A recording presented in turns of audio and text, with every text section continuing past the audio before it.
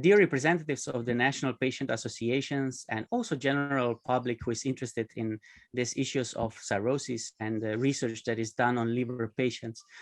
So we are very happy to welcome you to this online educational events for patients from the projects Decision, MicroPredict, and ATango project. And without further ado, I would just give the floor to Professor Yalan, who will chair this meeting with me. Professor Yalan. Okay, so look, well, thank you very much, Marco and the ELPA team for organizing this. You know, we believe that cirrhosis is really where the biggest unmet needs are, and it is really a great pleasure for me to introduce you to my colleagues who will be talking for the most part after my introductory statements. So essentially, Pierre-Emmanuel Ratou, who's a professor of hepatology at in Paris, will be telling you about the exciting project which is called Decision, which is trying to find new treatments for cirrhosis. Professor Trebecker is a world leader in terms of understanding the relationship within the gut and the liver and how it impacts. And he is running probably the largest liver study funded by the EU. All these three projects are funded by the European Commission. And he'll be talking a little bit about what the importance of the gut is. Jonel Trebecker is really the world leader in terms of understanding the importance of the gut and liver disease. And he's leading the project called MicroPredict, which will define the role of the gut in liver disease. And very excited that Cornelius Engelmann, who's probably the youngest of the speakers today, is leading on a project called ATango. ATango, which is a combination of two drugs that he discovered while he was working here at UCL with us. And he's also won a big grant in order to bring this to man. So you'll hear three new approaches about problem solving in cirrhosis. I just want to put this out there to say that, you know, you've obviously done a lot of, you understand fatty liver disease and alcohol, but the new story today is really about cirrhosis. And this is a seriously under-resourced, unmet area.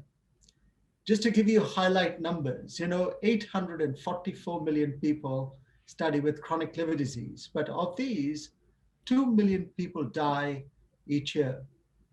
And these are deaths that occur from cirrhosis. Just to put this number into context, 100 million people have cirrhosis.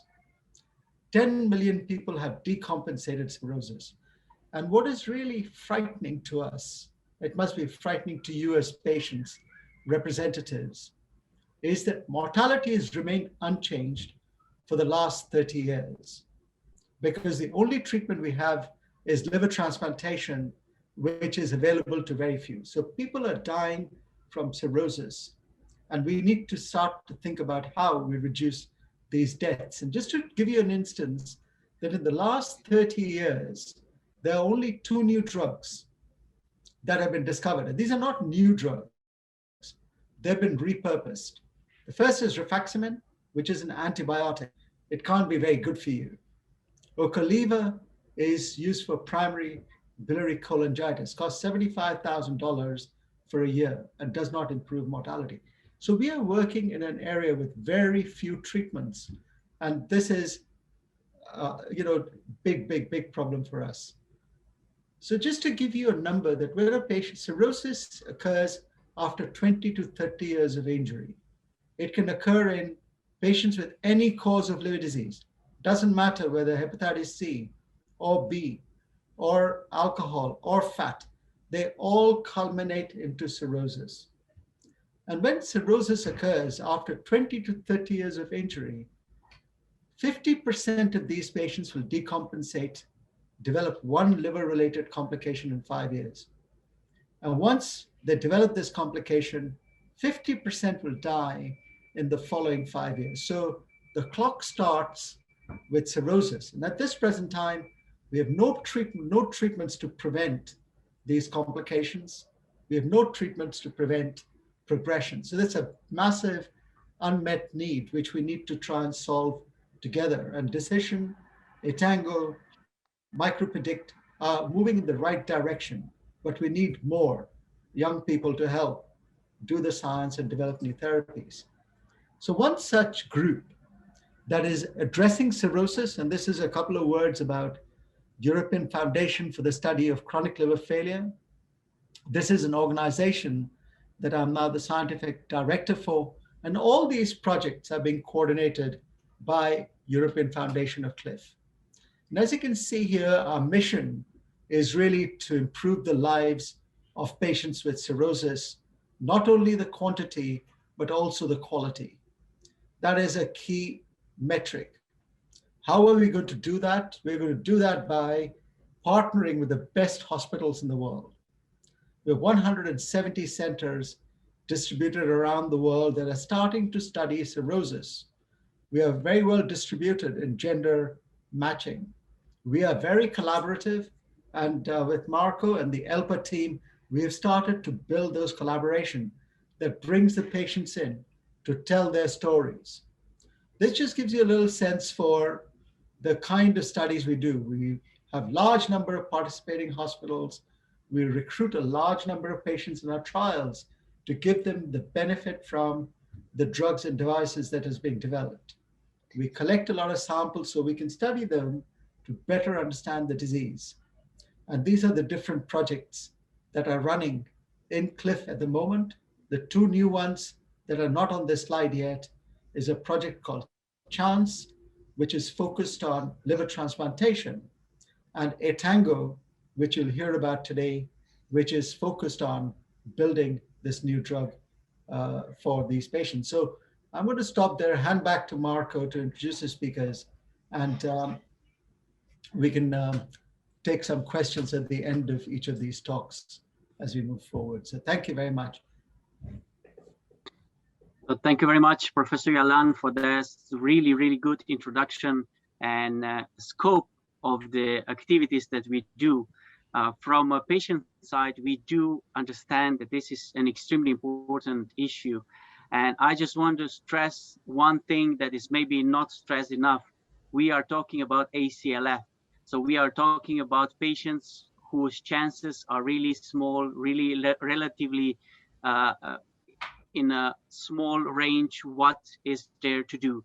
So we do appreciate all the speakers that are here today with us, that are trying to change this landscape for the benefit of every patient who has faced liver disease, especially patients that are facing like ACLF or cirrhosis. So without further ado, I would really like to introduce our first speaker, Professor Pierre-Emmanuel, who works in a project that is called Decision.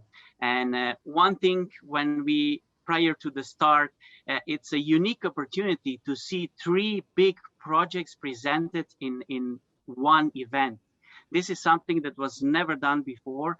And this is something that was proposed also by Professor Yalan when we were talking, and Amelie from company Concentris, we all recognize the importance of sharing, not sharing just nice words, but also sharing the focus, the everything that we need or want change for patients. So European Commission is keen to know what these projects will bring us, what will be the benefits for the patients. And I think we have three excellent speakers, or four excellent speakers, that will present these projects where ELPA was invited to join as a patient representative. Sorry for that long introduction, Pierre-Emmanuel. So the floor is yours. Please do introduce us to the project called Decision. The floor is yours. Yeah, thank you very much. Can you hear me? Yeah, perfect. Yes, perfect. So, thank you very much, Marco, for and ELPA for organizing this session. We really appreciate this session. We also appreciate a lot the support of ELPA in all our projects, because as highlighted by Rajiv, this is really an unmet. There are many unmet needs in the management of patients with cirrhosis, with high mortality, and we want to do better in the future. And this is the goal of all our projects, taking advantage of all the work done by EF-CLIF gathering all these samples, all these cohorts, and with various approaches. So I will introduce you to what we have currently in the management of patients with cirrhosis, and you will see that it's not a lot, which explains the high mortality. And I will tell you a few words about the decision project and how we would like to improve the things. So the progression of liver disease is represented here. Rajiv alluded to that with a big number of patients with fibrosis, and then we arrived after years and years to cirrhosis. But patients with cirrhosis do not initially have any symptom, but when symptoms appear, it's called decompensation of cirrhosis, and then it's a severe complication which completely changes the outcome of the patient, which can then go either to recompensation, but also can go to liver transplantation, which is, as said by Rajiv, the only therapeutic option right now, and dysfunction of other organs. So this is something really important. Marco alluded to that point a little bit before. The liver, when there is a severe cirrhosis, can injure other organs and create, we'll see that dysfunction of other organ, and this can lead to what we call acute on chronic liver failure, meaning the liver drives dysfunction of other organs. So let's focus on cirrhosis decompensation, meaning symptoms of cirrhosis. What are the problems? One is hepatocellular carcinoma. I will not talk about that today because this is something which has a different mechanism. And then we've got several complications, symptoms, bleeding, gastrointestinal bleeding, ascites, hepatic encephalopathy, meaning the brain complication of cirrhosis, bacterial infection, and kidney injury. So a few words on gastrointestinal bleeding. Why does that occur, and what are the treatments? Here you've got the representation of the liver, cirrhotic liver, and this liver does not allow the flow to go through the liver easily, and the pressure in this vein going from the gut to the liver, called the portal vein, increases. This is called portal hypertension. And a complication of portal hypertension is the creation of new vessels that kind of go around the liver and can circulate and dilate into the wall of the esophagus, and it creates varices. And these varices can bleed and lead to gastrointestinal bleeding. And what are the drugs that we have for that? We can either put bands on these varices, which is called endoscopic band ligation as a prevention or treatment. And we can also give drugs to patients called beta blockers, propranolol. And these drugs decrease the flow to the arteries going to the gut, and therefore decrease the flow to the portal vein, and therefore decrease the pressure. Despite these approaches, gastrointestinal bleeding are still occurring in patients. These drugs work, but do not prevent perfectly gastrointestinal bleeding. Another very serious complication is ascites. What is ascites? This is the accumulation into the abdomen of fluid due to this increase in the pressure in the portal vein I showed you. Ascites creates pain, can lead to complications, decreases muscle mass to the patient, and therefore decreases quality of life of the patients strongly, requires also puncture, paracentesis, meaning hospitalization, and is associated with a very high mortality. What are the approaches to patients developing ascites? This is give drugs, which are diuretics, that allow the liquid to go into the urine.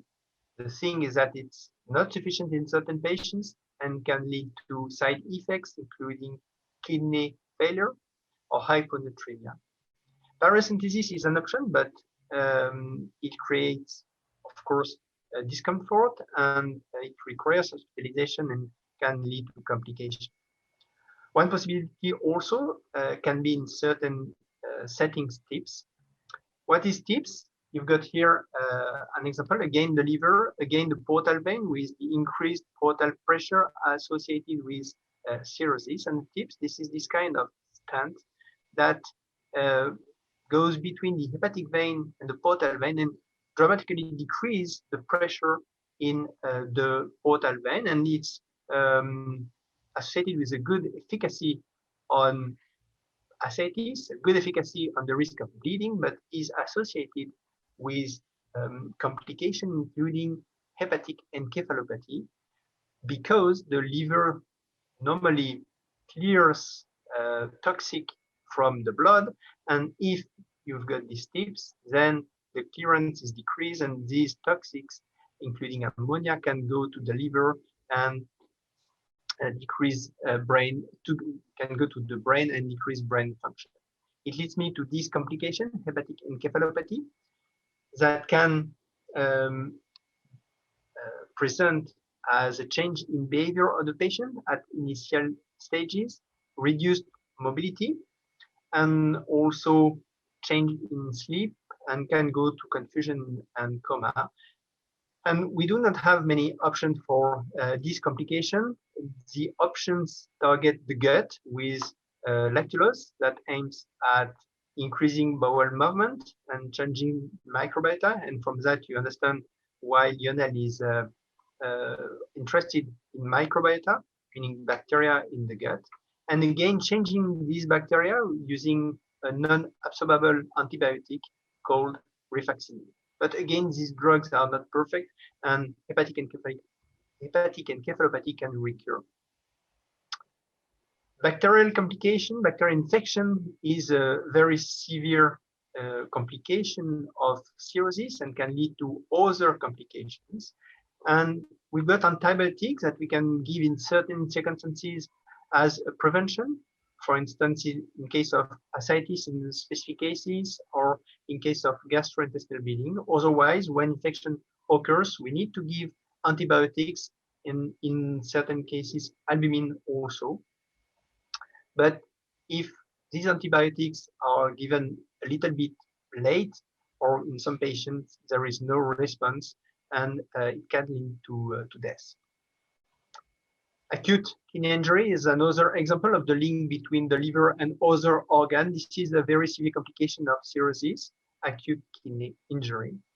This is due to the fact that the blood goes to the gut in case of cirrhosis a lot, and therefore not enough to the kidney. And the treatment includes albumin to increase the volume of the blood, and therefore perfusion of the kidney, and vasoconstrictors to vasoconstrict this artery into the gut and favor perfusion of the kidneys.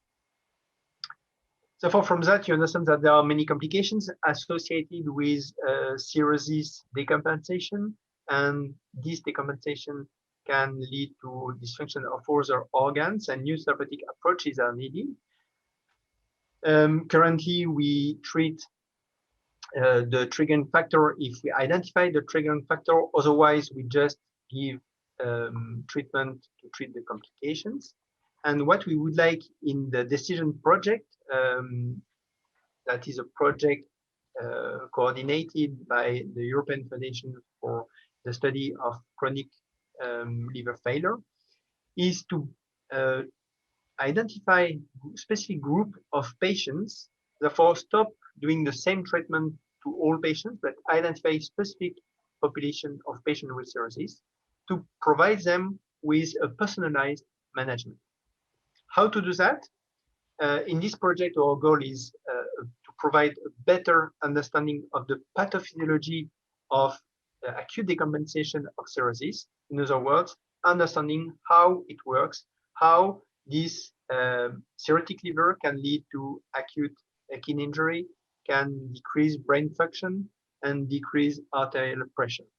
And for that, we will analyze a lot of data that have been collected by EFCLIF, and also a lot of samples to analyze the gene of patients, the inflammation of the patients, the biological age, the metabolism, and also the involvement of several organs. And with the knowledge we are going to obtain, to create, we want to change the management of the patients towards a personalized management, precision management, with first a test when the patient arrives with an acute decompensation of cirrhosis, saying this patient has a good outcome and therefore we can do the normal treatment.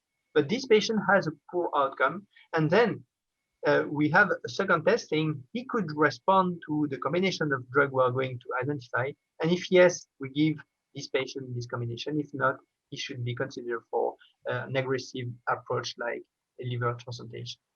So this project started 1 year ago, and the expected impact of this project is, as you understood, to provide a better understanding, to identify new combination of drugs, to refine our models of cirrhosis in animals, and also to develop new prognostic and response tests. This project has been funded by the European Union for 6 million, and it involves 21 centers in 10 countries. And the centers are there. And with that, I would like to thank you for your attention, and I will be happy to discuss with you later during the discussion.